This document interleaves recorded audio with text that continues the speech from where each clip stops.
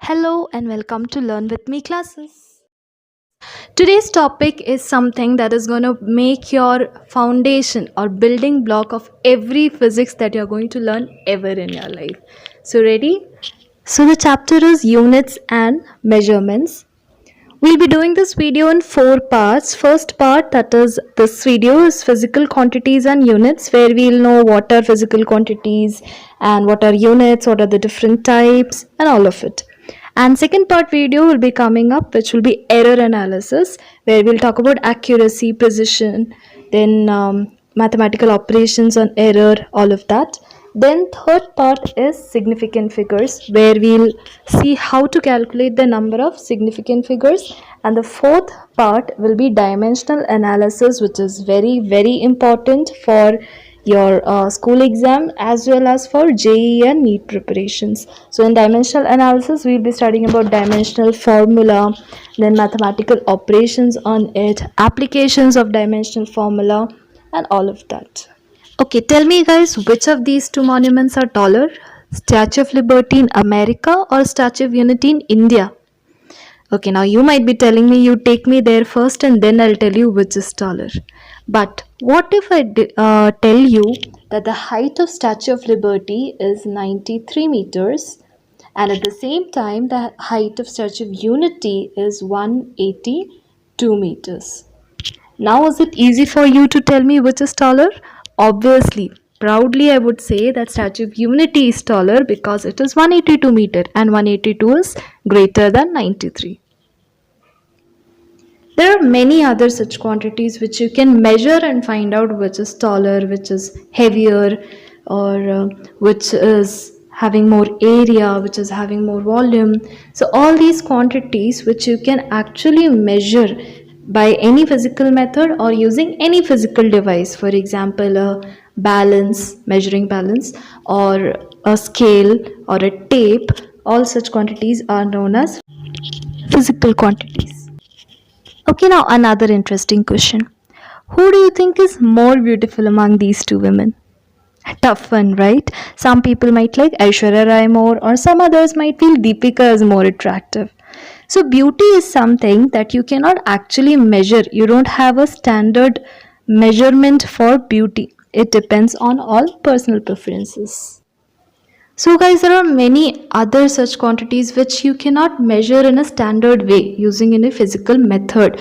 For example, I ask you, whom do you love more, your father or your mother? There is no measurement for that. Or whom do you respect more? How happy you are right now? How angry you feel right now? So, all these feelings or quantities that you cannot measure using any physical method, they are known as non-physical or abstract quantities. Now that we have seen about physical quantities, means the ones that can be measured. Now, while measuring a quantity and telling it to some other person, means expressing that quantity to someone else, we always need to compare that measurement with some standard reference, right?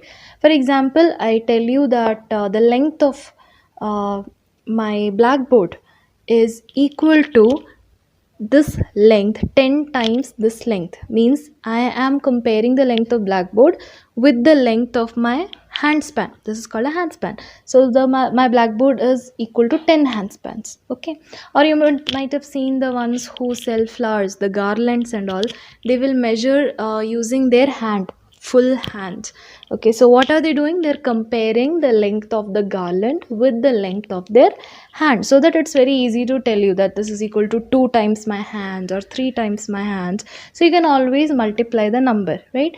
So whenever you're expressing a measurement or a quantity, physical quantity, there are two components. One is its numerical value, and then there is one reference to which you are comparing. This reference is known as a unit, right? So any physical quantity you can express as the quantity is equal to its numerical value into its unit. For example, 2 foot or 2 handspans, 10 handspans, or 10 times my hand.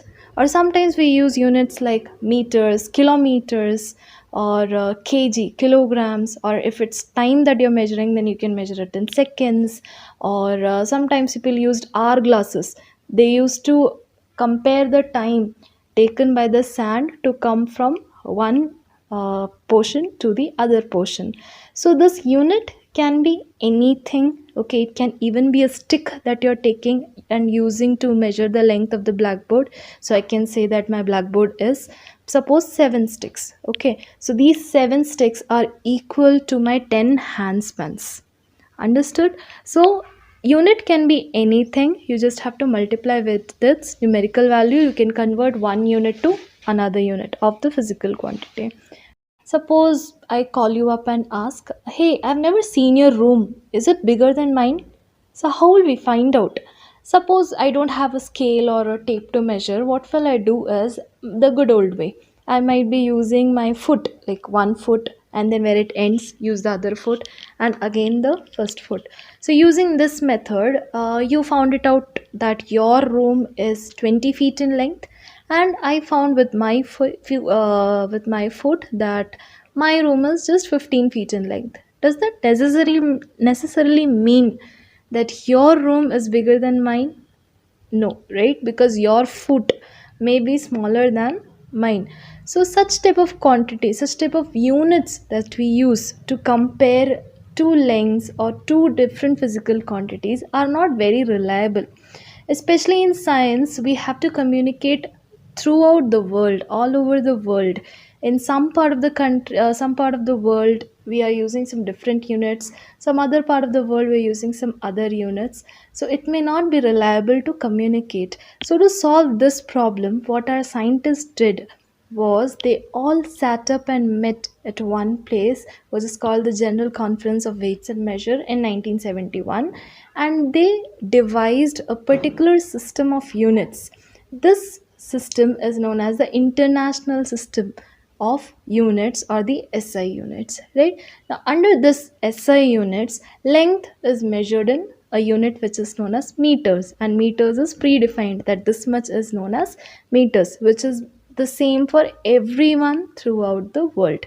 Okay, similarly, mass, they decided that we'll always measure mass in kilograms, which can be converted into grams or higher units, but the basic standard unit will be kilograms all over the world, right? So no using pounds somewhere, or we don't have to communicate that this much is so many pounds, while here I'm measuring in so many grams.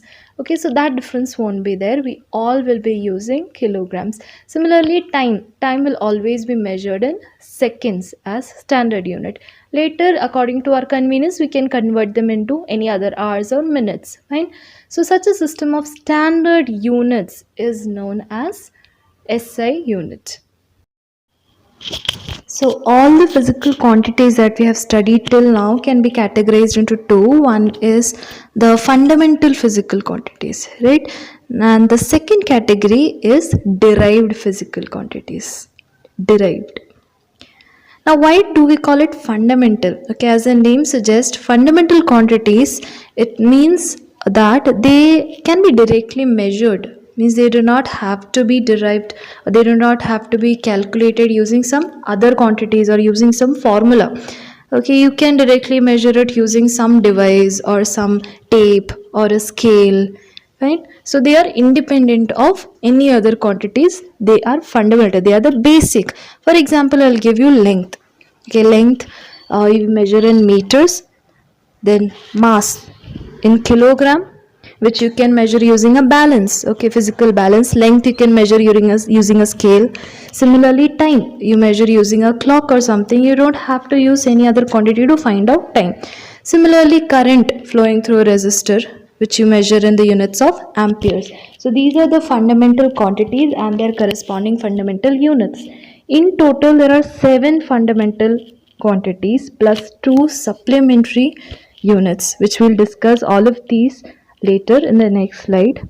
Okay, so there are totally 7 base units or fundamental units and 2 supplementary units. Coming to the derived ones, as the name suggests, they are derived from what? From the fundamental quantities, right? You need at least one or more than one fundamental quantities to get the derived quantities. They are totally dependent on the fundamental quantities. You'll understand when I give you the example. For example, the area of any object, right? Area is equal to length into breadth. So length is length, breadth is what? Breadth is actually a length of the other edge, right? So this is also length, I can write it as length, or length into length, which makes it L square, length square. Okay, if I replace by unit, it becomes meter square. Another derived quantity is velocity, very important example. Velocity is equal to distance traveled by an object divided by the time taken, right? Distance by time. Now, distance is what? It is the path covered by, or length of the path covered by an object. So, it's also length divided by time. Both of these are what? Fundamental quantities. So, units become meter per second, which is the derived unit.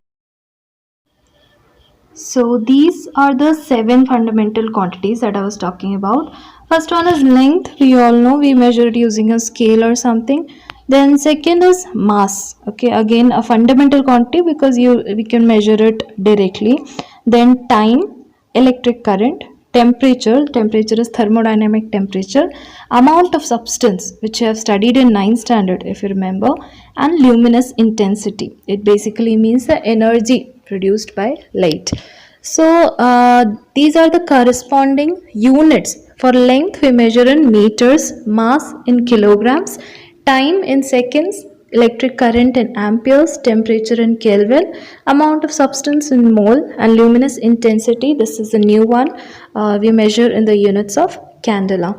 So these are our 7 basic fundamental quantities. All the other quantities that you can think of in the universe, they are all derived from these 7 fundamental quantities. Isn't it fascinating? So these are the 2 supplementary quantities that I was talking about. First one is plane angle. Plane angle we all are very familiar with. It is the normal 2-dimensional angle, the one that you find at the corners of a triangle. Or to be more specific, suppose I have a circle like this. This is its center and I draw 2 radii, okay, from the circle. Now this arc of the circle, it subtends some angle at the center of the circle, this angle. Okay, so this angle is, which is shown magnified here, this angle is known as plane angle. You can write it as d theta. D stands for a very small quantity or a smaller part, right? So from formula, angle is equal to arc upon radius. This is a formula we have studied. So we can write d theta equal to ds, which is the length of the arc, divided by r, which is the radius of the circle. Fine. This is the second type of supplementary quantity and it is called solid angle. It's very similar to your plane angle but just the 3D version. Okay, I'll give you a very simple example. Our birthday caps that we use, we put on birthday, conical shape one. That pointed part of that cap, if you imagine, that is in the shape of an angle, right? That forms an angle but in 3 dimension. Similarly, if you can see in this figure, you imagine a sphere, okay, 3-dimensional sphere. Earlier we were seeing circle, instead of that a 3-dimensional sphere, a very small part of it like this, whose area is dA. D stands for delta, as I've told you, it means a very small part, very small section of the area. So this dA part of a sphere, cut out from a sphere, it will subtend an angle, a 3-dimensional angle like this at the center. Okay, or simply if you roll a paper into a cone, okay, that pointed part of the cone, there will be one angle formed and that angle is known as your solid angle. Now the SI unit of plane angle is radian, which you can also measure in degrees, but the SI unit is radian, and here the SI unit of solid angle is known as steradian. So these are the 2 new units that you have studied. Radian for angle, plane angle, which normally you're using degrees right now, right? 30 degree, 40 degree. But SI unit, the standard unit is radians, and solid angle, it is measured in the units of steradians, right? Or its symbol is SR, capital S, small r. And formula, how can you find solid angle? This d omega stands for the solid angle equal to dA, which is the arc, divided by the radius square. Okay, these are some of the examples of derived quantity. Area I had already explained earlier. Volume. Now, volume is length into breadth into height, or length into breadth is area. So we can also say area into height. Now, length into breadth means L into L. Again, height is also a type of length of the third dimension. So it is length into length, or L cube in units. It becomes meter cube. Velocity I already explained. Then comes acceleration, which is velocity by time. So velocity already depends on length and time. So again, acceleration also depends on length by time. Right. So similarly, these are some of the examples of derived quantities. There can be innumerable numbers of derived quantities which are derived using these formulas from only 7 quantities. All of these, they are involving only 7 fundamental quantities. So you can take a screenshot of the screen and then work on many other derived quantities. The SI units are not the only units that are used in your daily life. Sometimes, due to the demand of the situation, you will have to multiply into higher units, or you will have to use smaller units. For example, if I have to measure the radius of a circle drawn on a paper, meters is a very big unit for me, so I will use what? Centimeters, right? I will use centimeters, a smaller unit, right? Sometimes you have to find out distance from Agra to Delhi. Is meters or centimeters useful for that? No. So for such cases, you will use a higher unit, which is kilometers. So that was for length. For all the other quantities, such kind of prefixes can be used to multiply or submultiply. Submultiply means the smaller unit, multiples mean the bigger unit, used for bigger quantities, bigger lengths, or higher, heavier masses, like that. So these are the factors with which you can multiply and get the prefix. I will give you one example. Come to 10 to the power 3. So 10 to the power 3 corresponds to kilo. Means if you multiply anything with 10 to the power 3, which is 1000, for example, 1 meter you are multiplying with 1000, it becomes 1 kilometers, right? So you will just add the prefix kilo to it. Come to 10 to the power minus 2, okay, or 10 to the power minus 3 corresponds to milli, right? Suppose 1 meter I multiply by 10 to the power minus 3, it means dividing by 1000. So 1 meter, if I divide by 1000, I'll get 1 millimeter. Same stands for grams also, right? Or any other unit. So you can just learn these factors and the prefixes for your purposes in the future. That's all for today. We'll come up with our next section, which is a little more complicated than this. It is error analysis, in our next video. Till then, bye.